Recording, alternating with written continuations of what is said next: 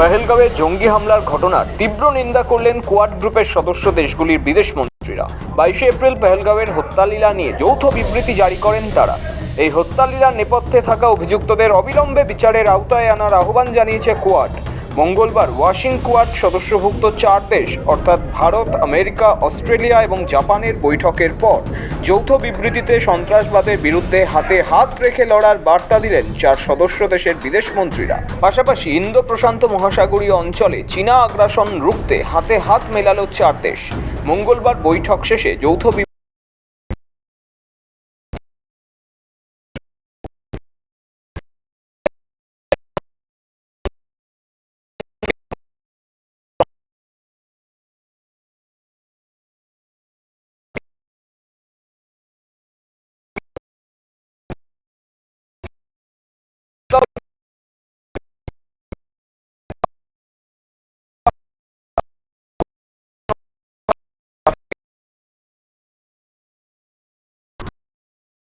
কড়া পদক্ষেপ নিতে পূর্ণ সহযোগিতা করে।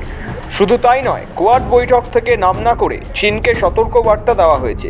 ইন্দো প্রশান্ত মহাসাগরীয় অঞ্চলে শান্তি ও স্থিতিশীলতা বজায় রাখার দিক নির্দেশ তুলে ধরা হয়েছে।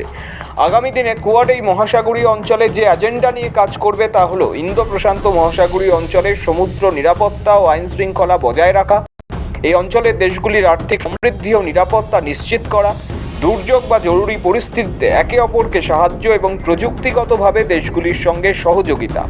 কোয়াড বৈঠকে যোগ দিতে ওয়াশিংটনে যান ভারতের বিদেশমন্ত্রী জয়শঙ্কর। বৈঠকের আগে তিনি আবার একবার সন্ত্রাসবাদ নিয়ে সরব হন। সাংবাদিকদের মুখোমুখি হয়ে তিনি বলেন, সন্ত্রাস নিয়ে ভারতের সাম্প্রতিক অভিজ্ঞতার ভিত্তিতে কিছু বলা প্রয়োজন।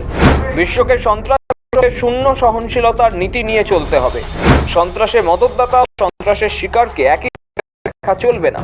দেশবাসীকে সন্ত্রাসের হাত থেকে রক্ষা করার অধিকার ভারতের আছে, সেই অধিকার ভারত প্রয়োগও করবে। ভারত আশা করে কোয়াডের অংশীদারেরাও সে কথা বুঝবে।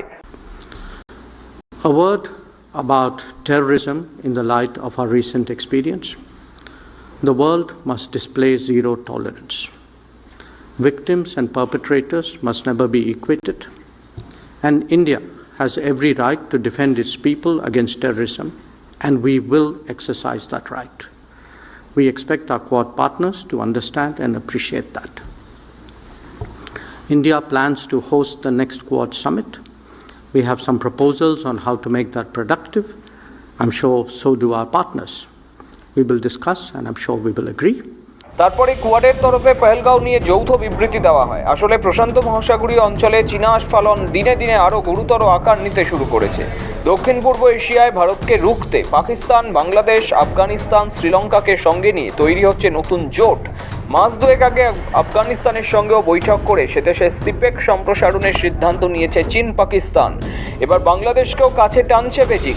ফলে দক্ষিণ পূর্ব এশিয়ার দেশগুলির সঙ্গে জোট বেঁধে সমুদ্রপথের দখল নেওয়া অনেক সহজ হবে তাদের পক্ষে। সেটা হলে সমস্যা বাড়বে আমেরিকারও।